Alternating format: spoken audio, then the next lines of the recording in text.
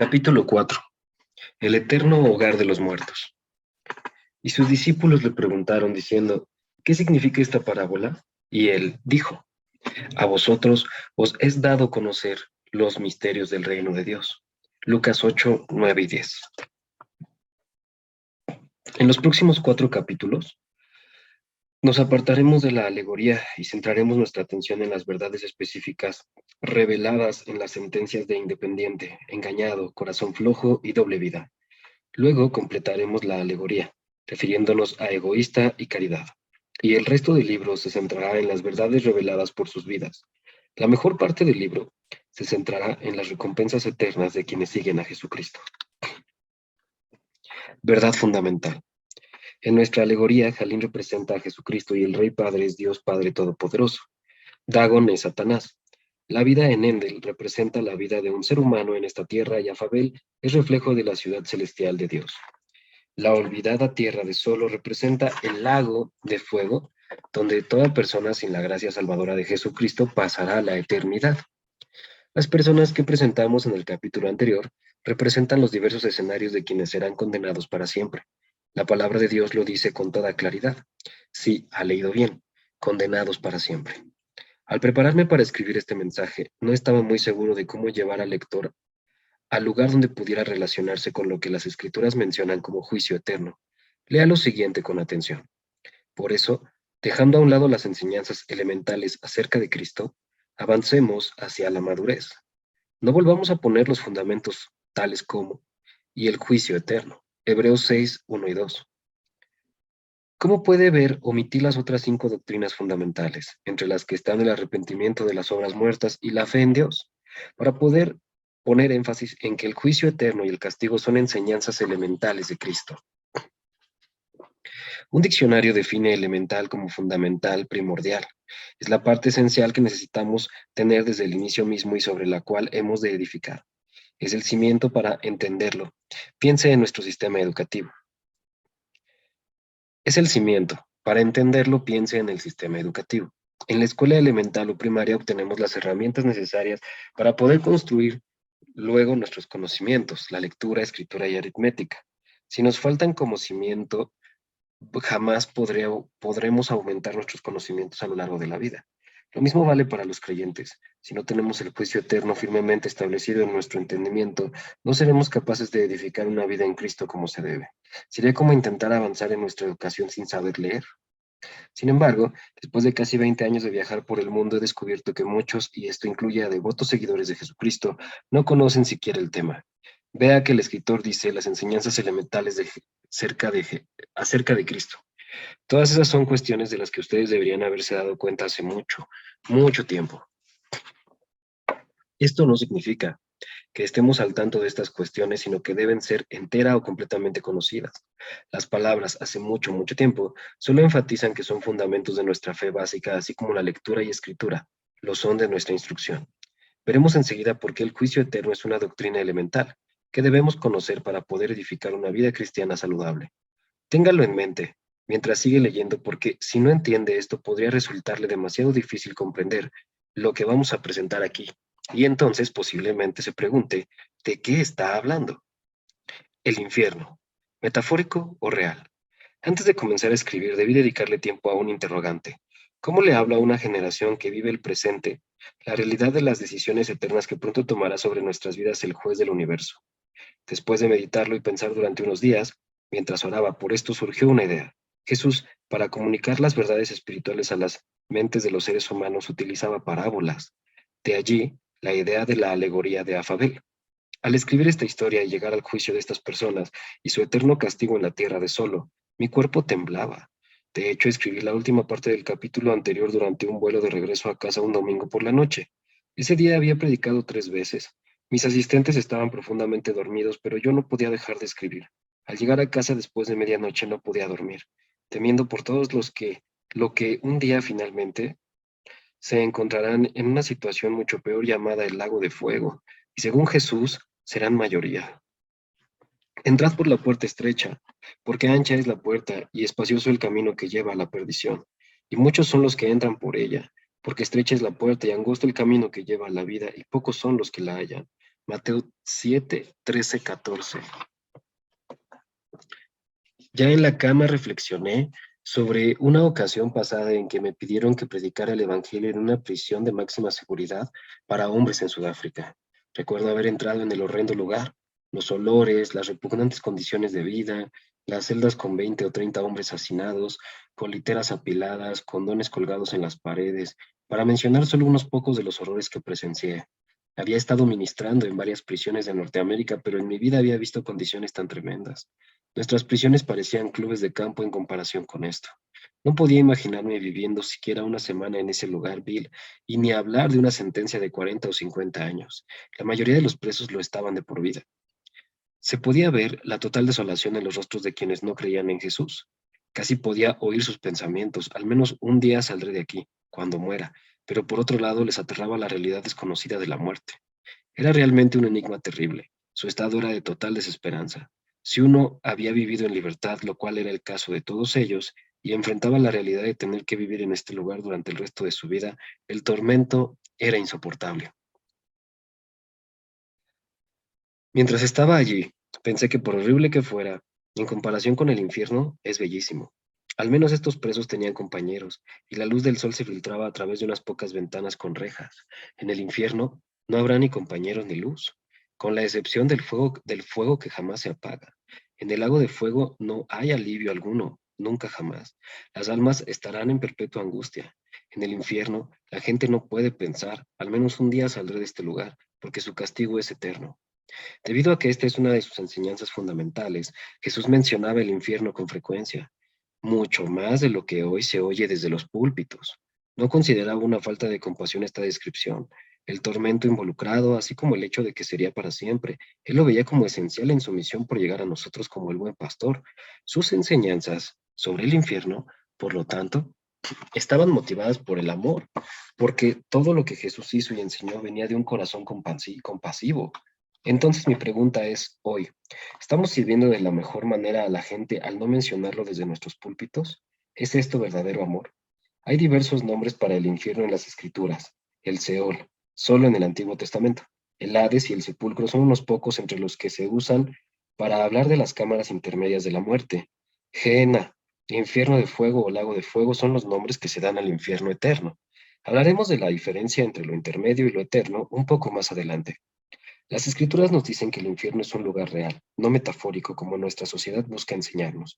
En Números 16, la tierra se abrió y 3 familias fueron físicamente tragadas hacia el Seol, ante multitud de testigos. En el Nuevo Testamento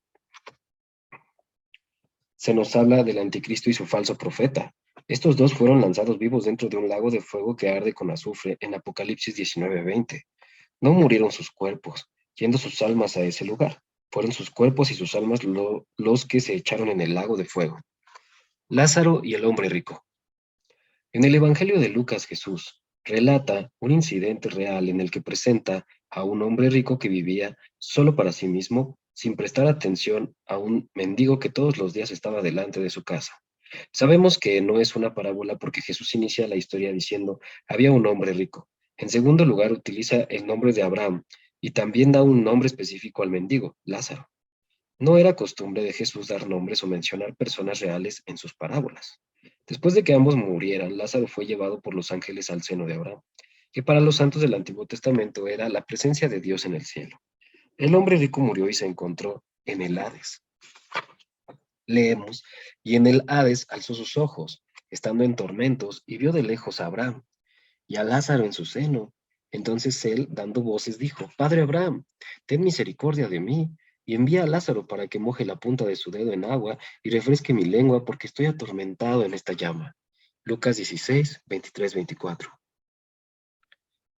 Observe que el hombre rico sufría mucho.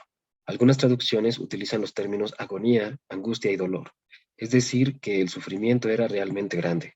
El infierno es un lugar de tormento consciente. También observe que él reconoció a Abraham y a Lázaro y que ellos podían reconocer al rico.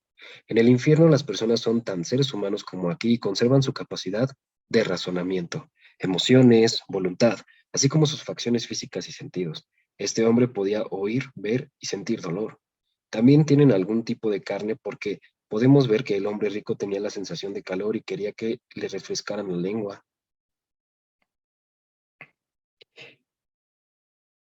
Jesús dice que tanto el cuerpo como el alma son destruidos eternamente en el infierno. Mateo 10:28. Es decir, que la carne será afectada de continuo, chamuscada por el fuego, comida por los gusanos. Note además que el hombre rico rogaba misericordia, como los que pedían misericordia en el calabozo de Solo en nuestra historia.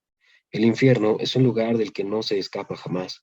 No hay nadie que venga desde el exterior para consolar a sus habitantes, por mucho que éstos lo anhelen. También parece que esta realidad no es comprendida del todo, porque Abraham tuvo que recordarle al hombre rico, además de todo esto, una gran cima está puesta entre nosotros y vosotros, de manera que los que quisieron pasar de aquí a vosotros para consolarlos, no pueden, ni de allá para acá. Lucas 16:26. Conozco a una persona que experimentó el infierno. Me contó que todos los que vio allí clamaban diciendo que era insoportable.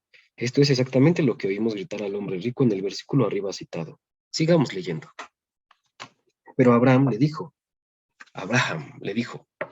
hijo, acuérdate que recibiste tus bienes en tu vida, y Lázaro también males, pero ahora éste es consolado aquí y tú atormentado. Entonces le dijo, te ruego pues, padre, que le envíes a la casa de mi padre, porque tengo 5 hermanos para que les testifique, a fin de que no vengan ellos también a este lugar de tormento. Lucas 16:25 y 27-28. ¿Hay, oí, ¿Hay oído decir alguna vez que Era A. ¿Ha oído decir alguna vez que es mejor estar solo que mal acompañado? ¿Por qué no se aplica esto aquí? ¿Por qué no quería el rico que otros le acompañaran? La respuesta es que en el infierno no existe ni la compañía ni la comunión. Hay quienes creen que habrá fiestas sin fin en el infierno y otros creen que se divertirán con sus amigos. Si así fuera, entonces este rico habría querido que sus amigos se le unieran, pero siente desesperación por impedir que vengan a este lugar de tormento. El infierno es un lugar de completa soledad y desesperanza, también de eterno recuerdo. En lo personal, creo que ese es uno de los mayores tormentos. Oigamos cómo responde Abraham a este ruego por sus hermanos. Pero Abraham le contestó, Abraham, ya tienen a Moisés y a los profetas, que les hagan caso a ellos. No les harán caso, padre Abraham, replicó el rico. En cambio, si se les presentara uno de entre los muertos, entonces sí se arrepentirían. Abraham le dijo, si no les hacen caso a Moisés y a los profetas, tampoco se convencerían, aunque alguien se levante de entre los muertos. Lucas 16:29-31. Aquí se nos expresa una poderosa verdad. Muchos querrían vivir experiencias extraordinarias para probar la validez del Evangelio, para sí o ante los demás. Sin embargo, Jesús nos muestra que nada es más grande que la palabra de Dios para producir la fe que hace falta para seguir a Dios hasta el final.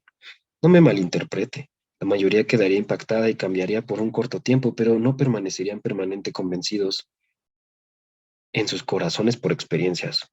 Cuando yo era adolescente, fiestero y profano, mi padre me llevó a ver la película Los 10 Mandamientos, protagonizada por Charles Heston.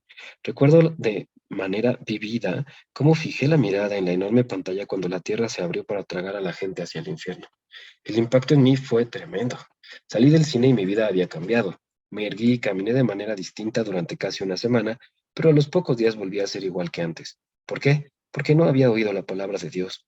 No me había arrepentido de mi pasado ni comprometido mi vida por completo con Jesús para que su gracia me cambiara. Mis amigos y yo tuvimos otras experiencias extraordinarias que también me impactaron, pero no fui transformado por ninguna de estas experiencias sobrenaturales. Mi vida no cambió hasta que uno de mis hermanos de la fraternidad de la universidad llegó a mi habitación y me presentó la palabra de Dios a través del Evangelio de Jesucristo. Se nos dice con toda claridad. Así que la fe viene como resultado de oír el mensaje y el mensaje que se oye es la palabra de Cristo. Romanos 10:17. Y Dios les ha cambiado su modo de vivir. Es como si ustedes hubieran vuelto a nacer, no de padres humanos que finalmente mueren, sino gracias al mensaje de Dios. Primera de Pedro 1:23. Por esta razón es tan importante que enseñemos y prediquemos la palabra de Dios y no solo nuestras experiencias. Por otra parte, ahora que aclaré esto, permítame destacar lo siguiente. Si las experiencias complementan o ayudan a amplificar la palabra de Dios, son de enorme ayuda y hasta necesarias. Los testimonios tienen un papel muy importante en la comunicación del Evangelio, pero es la palabra de Dios que se recibe y se cree la que nos permite habitar en él para siempre. ¿Por qué estoy yendo hacia allí? Quisiera entonces contar un testimonio que complementará lo que hemos visto hasta aquí en las Escrituras. Mi esposa y yo estábamos sentados en la sala de la casa de un amigo una noche y él nos contó lo que le había sucedido cuando era joven. Creció en el Caribe y durante la estación de lluvias cayó en un pozo que se usaba como reserva de agua para la construcción. Su hermano saltó tras él para tratar de salvarlo, pero nada logró, por lo cual salió y corrió a buscar ayuda porque nuestro amigo no sabía nadar. Para cuando llegó llevaba muerto una media hora más o menos. Nos dijo que al salir de su cuerpo todos sus sentidos estaban intactos. Sintió que algo lo tiraba hacia abajo, a la más profunda oscuridad. Dijo que era todo tan oscuro que ni siquiera veía sus propias manos si las ubicaba frente a sus ojos. La oscuridad parecía envolverlo como si fuera ropa, dijo. Tenía tanto miedo que pensé que peor que eso no habría nada, y sin embargo, cuando más caía, más intenso era. Jamás tuve ese miedo aquí en la tierra. No se puede describir con palabras. Continuó. Entonces vi luces que titilaban y supe que iba hacia el infierno. Empecé a gritar, ¿por qué estoy yendo hacia allí? Soy cristiano. Su madre y su padre eran creyentes firmes, pero él solo iba a la iglesia porque sus padres se lo decían, no por decisión propia. Cuando nos contó esta historia, dijo que en ese momento no podía explicarse cómo podía pasarle esto. Luego dijo que oyó gritos de miedo y tormento. Recuerdo como si fuera hoy, cómo contó esto. John, Lisa, hay gritos que son comunes y también otros que te hielan la sangre. Esos son los gritos que oía. Luego estuve cara a cara con una criatura que tenía una balanza y que me decía, ven a mí, eres mío. Luché con la criatura. Al principio no podía decir nada por el miedo, pero luego grité, déjame, suéltame. Y entonces me encontré gritando en mi cuerpo y, y mordí al médico que me había metido un dedo en la garganta. Eso me dijo mi madre después de que le conté mi experiencia. Al mismo tiempo, mi madre estaba sentada fuera del quirófano, ahora en el hospital, y clamando a Dios, Padre, si me devuelves a mi hijo, te lo daré a ti para siempre. Nuestro amigo más adelante tuvo un ministerio pionero en el Caribe. Quizás usted cuestione esta experiencia. Sin embargo, ha cambiado muchos hombres, mujeres y niños que pasaron por situaciones parecidas. Como estas experiencias cercanas a la muerte ocurren con frecuencia en presencia de médicos, algunos han querido investigarlas. Uno de ellos es Melvin Morse, un médico que ha realizado un extenso estudio en niños que pasaron por estas experiencias. Estudió a dos grupos de niños. El primer grupo de 121 pacientes estaba compuesto de niños con enfermedades graves, pero no cercanos a la muerte. Estaban en terapia intensiva con respiración asistida y muy medicados y tenían entre 3 y 16 años. Ninguno informó haber dejado su cuerpo. El segundo grupo constaba de 12 niños de edades similares a las del grupo anterior, que habían pasado por paros cardíacos a causa de asfixia, accidentes de auto, problemas del corazón, etc. De este pequeño grupo, cada uno de los 12 informaba haber tenido experiencias fuera de su cuerpo. Algunos solamente habían visto sus cuerpos desde afuera y describían a los médicos los procedimientos que empleaban para salvarles la vida. Habrá quien piense que mi amigo tuvo una alucinación, sin embargo, los estudios realizados en estos otros niños demuestran que no es así. Además, ¿cómo podría haber tenido una alucinación si estuvo clínicamente muerto durante casi 30 minutos? El Hades y el Lago de Fuego. Nuestro amigo y también otras personas que conozco y que han experimentado el infierno vieron el lugar intermedio de tormento llamado Hades. Este no es el lugar de permanencia eterna para los que no son salvos, sino una sala de espera llena de tormentos previa al gran juicio en el trono blanco. Después del juicio, el lugar permanente donde los seres humanos y los ángeles caídos pasarán la eternidad es el lago de fuego. Esto lo dice con claridad el siguiente pasaje de la Biblia. Y vi un gran trono blanco y al que estaba sentado en él. Y el mar entregó los muertos que habían en él. Y la muerte y el Hades entregaron los muertos que habían en ellos, y fueron juzgados cada uno según sus obras. Y la muerte y el Hades fueron lanzados al lago de fuego. Esta es la muerte segunda. Y el que no se halló inscrito en el libro de la vida fue lanzado al lago de fuego. Apocalipsis 20:11 y 13:15. Del 13 al 15. Lo primero que quiero señalar es que todos los que estuvieron en el lugar intermedio de tormento, Hades, fueron llevados antes del juicio. Una vez completado el juicio, todo lo que ofende y todo quien vive quebrantando la ley será echado al lago de fuego, incluyendo a los ángeles caídos y hasta el mismo Hades. Una visión del lago de fuego. Mi esposa y yo tenemos unos amigos griegos. La mujer, que se llama Joy, es la tercera generación de ministros de su familia. Su abuela nació y creció en Grecia y desde pequeña comenzó a buscar a Dios. Sus preguntas a quienes la rodeaban recibían como respuesta burlas o apatía. Quería ir a una iglesia, pero le dijeron que Dios no existía y que dejara ya esas tonterías. Un día, mientras bailaba danzas tradicionales con sus amigos en la plaza de su aldea durante un festival, una voz le dijo: Efrosini, busca la danza eterna. Esta danza no tiene valor alguno. Quedó atónita. ¿Quién me habló?, se preguntaba. De inmediato dejó de bailar y les dijo al resto de las chicas que lo que estaban haciendo no servía de nada. No le entendieron, pero salió de allí y corrió a su casa. Mientras corría comenzó a sentir un peso muy grande, como de un bulto enorme, sobre su espalda.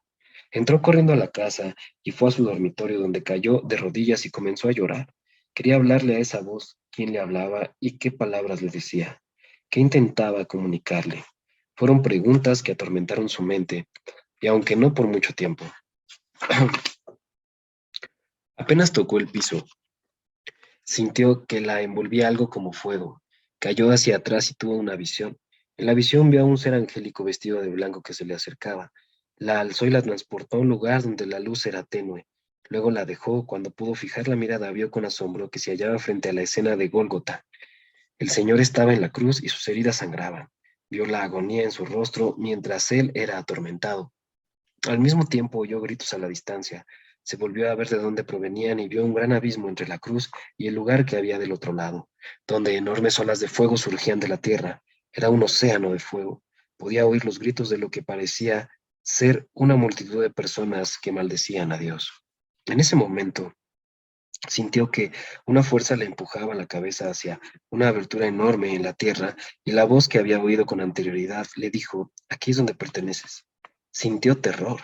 Comenzó a llorar y a rogar misericordia. Cayó al pie de la cruz llevando a su espalda ese gran peso que antes había sentido. Permaneciendo allí llorando durante un largo rato, cuando la voz llena de amor y compasión volvió a hablarle, le dijo: Él lo hizo por ti, murió por ti. Si pides perdón y aceptas su sacrificio, no tendrás que ir allí. Se refería al lago de fuego. En ese momento lloró con más angustia, respondiendo inmediatamente a lo que le decía la voz. Pidió perdón y enseguida sintió que el peso que llevaba sobre la espalda se levantaba y rodaba hacia el pie de la cruz. Miró hacia arriba y vio al Señor Jesús de pie frente a ella, vestido en su forma glorificada. Él la levantó y la llevó en brazos hacia la colina, más verde y bella. Ahora podía comunicarse con él con la mente. Le hacía preguntas y él le respondía. Era increíble. Le preguntó hacia dónde iba y él respondió: a conocer a tu Padre Celestial. Al llegar a la cima de la montaña, pudo ver que desde una puerta salían rayos de luz. También de las flores y los árboles salían voces angelicales y música preciosa. Llegaron arriba y entraron por la puerta. No podía creerlo. La belleza era indescriptible. Se dirigieron directamente al trono. No vio el rostro de Dios, porque estaba oculto tras un velo, pero pudo ver un libro grande y una mano que salía de las nubes y escribía. Se acercó para ver la escritura y para su asombro notó que su nombre estaba siendo anotado en el libro de la vida, aunque en ese momento no sabía que nosotros lo llamamos libro de la vida. Cuando el Padre Celestial escribió su nombre en el libro de la vida, le dijo: Bienvenida a la familia, y la besó en la frente. En ese momento vio que los ángeles formaban círculos, que cantaban y danzaban con gran alegría. Pudo reconocer que mientras bailaban, cantaban su nombre, se unió a ellos y luego recordó que el Señor le había dicho: busca la danza eterna. Fue mucho después que descubrió que los ángeles hacían, lo que los ángeles hacían era celebrar en su honor porque había sido salva.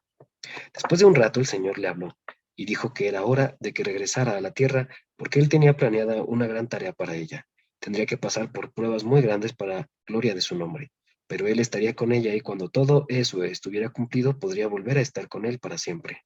En eso se encontró de regreso en su dormitorio. No le gustó estar de vuelta en la tierra, después de ese maravilloso viaje celestial, pero nada podía hacer al respecto. Cuando en la aldea se difundió el rumor sobre su experiencia, comenzó la persecución. Empezó con su padre, que amenazó con matarla con un hacha si no renunciaba a lo que ahora era su fe. Ella respondió que no podía renunciar a lo que había experimentado. La persecución se intensificó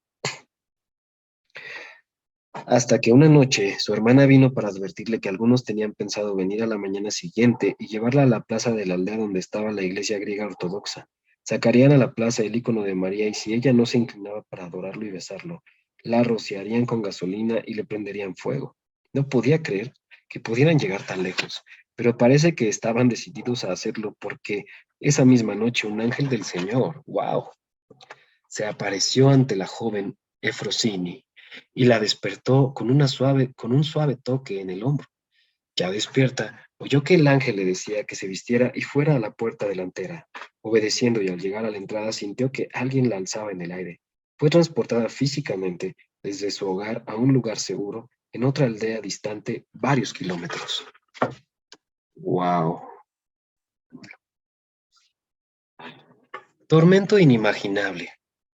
La abuela de Joy no vio el Hades, sino el lago de fuego, llamado también Segunda Muerte. Su destino cambió porque decidió seguir a Jesús con todo su corazón. Las escrituras nos dicen, pero los cobardes e incrédulos, los abominables y homicidas, los fornicarios y hechiceros, los idólatras y todos los mentirosos tendrán su parte en el lago que arde con fuego y azufre, que es la muerte segunda. Apocalipsis 21:8. Observe que es un lago que arde con fuego y azufre. El azufre es una sustancia no metálica que arde produciendo gran calor y un olor muy desagradable. Muchos de los que describieron el infierno han hablado de su olor atroz. Insoportable es la descripción usada. De hecho, los que sé que han pasado por este lugar de muerte me dicen que no hay forma de describir en nuestra lengua el tormento y el horror para los sentidos. También observe el término segunda muerte. Jesús dice, el que tiene oído, oiga lo que el Espíritu dice a las iglesias. Lo que van a decir es para las iglesias, no para los no creyentes. El que venciere no sufrirá daño de la segunda muerte. Apocalipsis 2:11. Quizá le parezca extraño que Jesús les dijera esto a las iglesias. Sin embargo, vea en el versículo de arriba que hay tres categorías principales de personas que arderán en el lago de fuego. Los primeros son los que se apartaron de él, los segundos son quienes le fueron infieles y los terceros los pecadores que jamás lo siguieron. Los primeros dos grupos podrían describir a los que alguna vez pertenecieron a la iglesia. Recuerde a las tres primeras personas de nuestra alegoría, corazón flojo, engañado e independiente. Dos de ellos tenían actividades en la escuela de Endel, un tipo de la iglesia. Más adelante lo veremos en mayor detalle. La segunda muerte es angustia en el lago de fuego por el resto de la eternidad. Y una vez más, piense en el primer capítulo donde hablamos de la eternidad. Para siempre, sin fin, sin alivio ni salida. Hay quienes piensan que en algún momento terminará, pero esto se opone con toda claridad a lo que la palabra de Dios enseña, porque declara, y serán atormentados día y noche por los siglos de los siglos. Apocalipsis 20:10. Para mostrar todavía más claro que no terminará nunca, Jesús dice lo siguiente acerca de todo el que no obedezca su palabra. E irán estos al castigo eterno y los justos a la vida eterna. Mateo 25:46. Note las palabras castigo eterno, es decir, que el castigo no termina jamás, es para siempre. Jesús nos dice, si tu ojo te hace caer, sácalo. Mejor te es entrar en el reino de Dios con un ojo que teniendo dos ojos ser echado a la gehenna. Marcos 9:47. Como verán, nos está hablando del lago de fuego, Gehenna. Ahora vea cómo parece el mismo texto en otra traducción. Si lo que ves con tu ojo te hace desobedecer a Dios, mejor sácatelo. Es mejor que entres al reino de Dios con un solo ojo que tener los dos ojos y ser echado al infierno, donde hay gusanos que nunca mueren y donde el fuego nunca se apaga. Marcos 9:47-48. Note que los gusanos nunca mueren, lo cual significa que siempre tienen que comer. Comparemos esto con lo natural. Cuando alguien muere físicamente, los gusanos comen su carne hasta que la consumen toda. Luego quedan solamente los huesos y los gusanos mueren. Mueren. Estos gusanos de la gehenna nunca mueren, porque lo que consumen tampoco deja de existir. Una de las personas que vio el infierno informó que vio enormes gusanos comiendo la carne de las personas atormentadas en las llamas, y fuera cual fuese el tiempo que habían estado allí, seguían teniendo carne para que los gusanos la consumieran. Sí, ahora usted lo va entendiendo. El lugar es inimaginable. Lo que tenemos que tener en mente es que Dios no creó originalmente el lago de fuego para los seres humanos. Escuche que dice Jesús a los que son echados en este terrible lugar. Entonces dirá también a los de la izquierda, apartaos de mí, malditos, al fuego eterno preparado para el diablo y sus ángeles. Mateo 25:41. Fue creado para el diablo y sus ángeles caídos, no para la humanidad. Sin embargo, el diablo engaña y atrae a muchos hacia el castigo eterno. Es similar a lo que vimos en la alegoría. La influencia de Dagon hizo que muchos fueran engañados y la ira de Jalín, originalmente dirigida hacia Dagon, debió ser aplicada a quienes habían sucumbido a su influencia. De otro modo, Jalín no habría sido justo. Ir bien para siempre. Ya vimos lo vivida que era la ira de Jalín en el capítulo anterior. Las escrituras declaran que quien beba del vino de la ira de Dios será atormentado con fuego y azufre delante de los santos ángeles y del Cordero, y el humo de su tormento sube por los siglos de los siglos. Apocalipsis 14, del 10 al 11. Piense en los siglos de los siglos. Recuerde lo que hablamos sobre la eternidad en el primer capítulo. Trato de comprender lo que no termina jamás. Trató de comprender lo que no termina jamás. Con la mente no podrá, pero sí con el corazón. Por eso, Dios se lamentó sobre una generación entera que no quería escucharlo, diciendo, ¿quién diera que tuviesen tal corazón, que me temiesen y guardasen todos los días todos mis mandamientos, para que a ellos y a sus hijos les fuese bien para siempre? ¡Wow! ¡Qué fuerte! Deuteronomio 5:29. Note las palabras para siempre. Si tan solo los motivara lo que perdura, si se dejaran guiar por la eternidad, note que Dios dijo que me temiesen y guardasen todos los días todos mis mandamientos. No dijo que guardasen todos mis mandamientos por algún tiempo, ni tampoco que guardasen siempre algunos de mis mandamientos. No es guardar siempre todos mis mandamientos. Se nos manda obedecer su voluntad por completo y continuamente. Usted puede pensar, yo no he guardado todos sus mandamientos, seré hallado culpable en el juicio. Sí, es cierto. La ley de Dios identifica y prueba que cada ser humano se queda corto para los estándares de rectitud de Dios y será hallado culpable en el juicio. Nadie puede ir ante Dios y decir, he vivido una vida digna de tu reino y no merezco ser castigado por toda la eternidad. La razón de esta falla está en el inicio, en el huerto.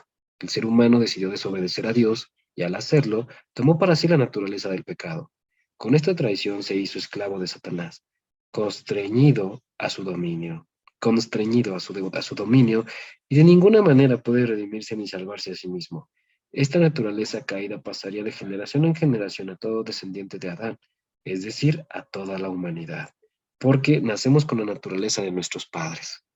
Por puro amor, Dios prometió que aunque el hombre fuera responsable de su naturaleza caída, el Señor enviaría a un Salvador para rescatarnos. Ese Salvador es Jesucristo. Fue anunciado siglos antes de su nacimiento que nacería de una virgen, en Isaías 7:14. Su padre es Dios y su madre fue una virgen llamada María, descendiente del rey David.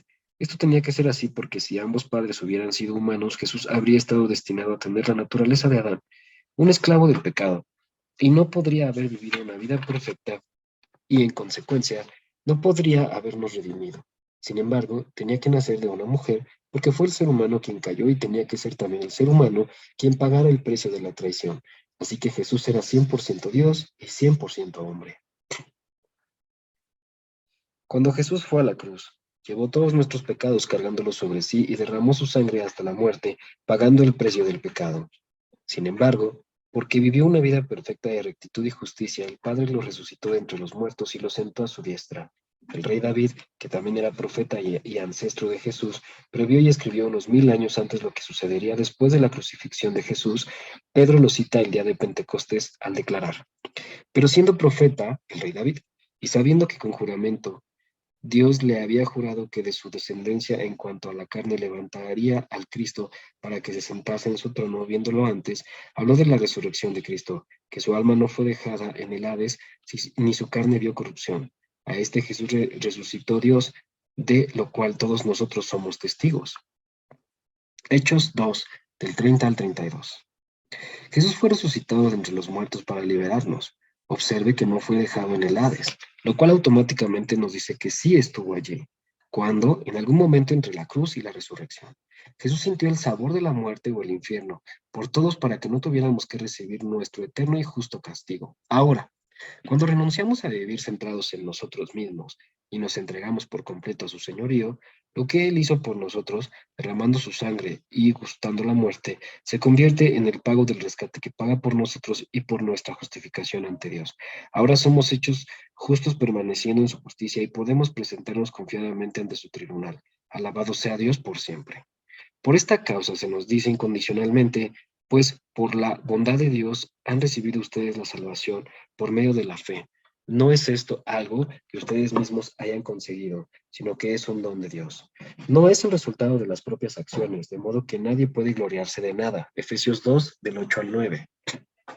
Si nunca antes se ha arrepentido y entregado por completo al Señor Jesús, al señorío de Jesús, vaya de inmediato al apéndice B, al final de este libro, donde explico el plan de Dios para su salvación y oro con usted para que reciba a Jesucristo como su Señor y Salvador personal.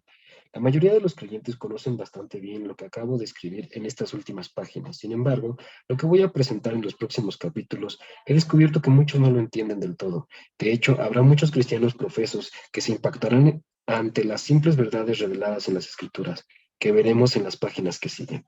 También descubriremos en unos capítulos más por qué el castigo eterno es un conocimiento fundamental que todo creyente debe tener para crecer de manera sana.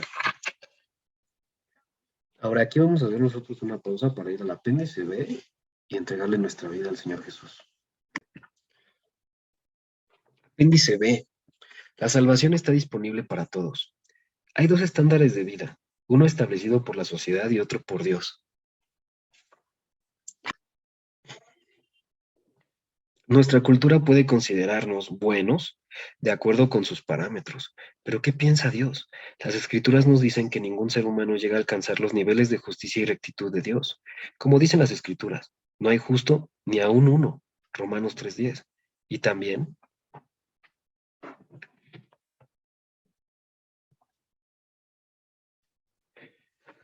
si todos hemos pecado, ninguno de nosotros alcanza el glorioso ideal divino. Romanos 3:23. Pecar significa no alcanzar el nivel que Dios estableció. El hombre no fue creado para ser pecador, pero Adán eligió ese camino por su propia voluntad. Dios colocó al primer hombre, Adán, en un mundo hermoso sin enfermedades, dolencias, pobreza ni desastres naturales. No había miedo, odio, celos, ni nada de eso. Dios llamó a este lugar el Edén, el propio huerto de Dios. Adán eligió desobedecer la orden de Dios y experimentó una inmediata muerte espiritual. Aunque no murió físicamente hasta siglos más tarde, la oscuridad entró en su corazón. Esta muerte espiritual difiere de la física porque en ese caso el cuerpo cesa de existir. En cambio, la muerte espiritual puede describirse de manera adecuada como la separación de Dios, dador y fuente de toda vida. El pecado había entrado en la composición de Adán y engendró hijos de la misma naturaleza. Y vivió Adán 130 años y engendró un hijo a su semejanza conforme a su imagen. Génesis 5:3. Siendo su padre la descendencia de Adán, nació con la misma naturaleza. Desde allí en adelante, todos los seres humanos nacieron según esta imagen de pecado a través de sus padres. Adán se entregó a sí mismo y a sus descendientes a un nuevo amo, Satanás, y bajo este cautiverio del mundo natural siguió su curso. Un amo cruel tiene ahora derecho legal sobre la amada creación de Dios. Esto es claro en los siguientes versículos. Y le llevó el diablo a un alto monte y le mostró en un momento todos los reinos de la tierra. Y le dijo el diablo, a ti te daré toda esta potestad y la gloria de ellos, porque a mí me ha sido entregada, y a quien quiero la doy. Lucas 4 del 5 al 6. Vea que dice que fue entregada a Satanás. ¿Cuándo? La respuesta está en el huerto, ya que Dios originalmente le dio el dominio de la tierra al hombre en Génesis 1 del 26 al 28. Adán lo perdió todo. Esto lo incluía a él mismo y a su simiente por todas las generaciones. La Biblia también nos dice, el mundo entero está bajo el maligno. Primera de Juan 5:19. Antes de que Dios echara a Adán del huerto, hizo una promesa. Un libertador se levantaría y destruiría los lazos y el cautiverio a los que la humanidad había sido sometida. Este libertador nació 4000 años más tarde que una virgen llamada María. Tenía que ser virgen, ya que el padre de Jesús era el Espíritu Santo que la fecundó. Si Jesús hubiera nacido de padres naturales, habría nacido en la cautividad de Adán. Su padre era Dios y su madre era humana. Esto lo hacía completamente Dios y completamente hombre al mismo tiempo. Tenía que ser un hijo de hombre quien pagara el precio de nuestra libertad. Por esta razón, Jesús constantemente se refería a sí mismo como el Hijo del Hombre, aunque estuvo con el Padre desde el principio. Se despojó a sí mismo de sus privilegios divinos y se convirtió en hombre para darse a sí mismo como ofrenda por el pecado. Cuando fue a la cruz, cargó sobre sí mismo la pena y juicio que merece el pecado, para liberarnos de nuestras ataduras. Las Escrituras declaran, quien llevó él mismo nuestros pecados en su cuerpo sobre el madero, para que nosotros, estando muertos a los pecados, vivamos a la justicia, y por cuya herida fuimos sanados. Primera de Pedro 2:24. Es increíble. El hombre pecó contra Dios, pero Dios, manifestándose en la carne, pagó el precio por el grave error del hombre. Nos dice la Biblia, al que no cometió pecado alguno, por nosotros Dios lo trató como pecador, para que en él recibiéramos la justicia de Dios. Corintios 5:21. Observe que dice que fue para que recibiéramos la justicia de Dios en él. No recibimos la libertad que él pagó a tan alto precio hasta que creemos en nuestros corazones que Él murió por nosotros y resucitó, recibiéndolo como nuestro Señor. Entonces es cuando Jesús se vuelve nuestro Salvador personal. Las Escrituras dicen, mas a cuantos lo recibieron, a los que creen en su nombre, les dio el derecho de ser hijos de Dios. Estos no nacen de la sangre, ni por deseos naturales, ni por voluntad humana, sino que nacen de Dios. Juan 1, del 12 al 13. Cuando recibimos a Jesucristo como nuestro Señor y Salvador personal, morimos y nacemos de nuevo espiritualmente. Morimos como esclavos del reino de Satanás y nacemos de nuevo, como flamantes hijos de Dios en su reino. ¿Cómo sucede esto? Cuando creemos esto en nuestros corazones, todo lo que tenemos que hacer es confesar con nuestras bocas a Jesús como nuestro Señor y nacemos de nuevo. Las Escrituras afirman esto. Si confiesas con tu boca que Jesús es el Señor y crees en tu corazón que Dios lo levantó de entre los muertos, serás salvo. Porque con el corazón se cree para ser justificado, pero con la boca se confiesa para ser salvo. Romanos 10, del 9 al 10. Es así de simple. No son, no nos salvan nuestras buenas acciones. Nuestras buenas acciones nunca pueden ganarnos un lugar en su reino. Y si eso fuese verdad, Cristo murió en vano. Somos salvos por su gracia. Es un don gratuito que no podemos ganar ni merecer. Todo lo que tenemos que hacer para recibirlo es renunciar a vivir para nosotros mismos y entregar nuestra vida a Jesús como Señor, lo que significa amo supremo. Y por todos murió para que los que viven ya no vivan para sí, sino para aquel que murió y resucitó por ellos. Segunda de Corintios 5:15. Por lo tanto, si usted cree que Cristo murió por usted y está dispuesto a darle su vida y no vivir para sí mismo más, entonces podemos decir juntos esta oración y será hecho un hijo de Dios. Dios, que estás en los cielos, sé que soy un pecador y que no llego a cumplir los estándares de justicia de Dios. Merezco ser juzgado por la eternidad de mi pecado. Gracias por no dejarme en este estado, porque creo que tú enviaste a Jesucristo, tu único Hijo, quien nació de la Virgen María, para morir por mí y llevar mi sentencia a la cruz. Creo que Él resucitó al tercer día y está sentado ahora a tu diestra como mi Señor y Salvador. De manera que en este día entrego mi vida entera a tu señorío, Jesús. Jesús, te confieso como mi Señor y Salvador. Entra en mi vida por medio de tu Espíritu y conviérteme en un hijo o hija de Dios. Renuncio a las cosas de las tinieblas a las que me aferraba y desde este día en adelante no viviré para mí, sino para ti, que te entregaste por mí para que yo pudiera vivir para siempre. Gracias, Señor. Mi vida entera está ahora en tus manos y tu corazón, y de acuerdo a tu palabra nunca seré avergonzado. Ahora usted es salvo, es un hijo o una hija de Dios. Todo el cielo se está regocijando en este mismo momento. Bienvenido a la familia. ¡Uhú!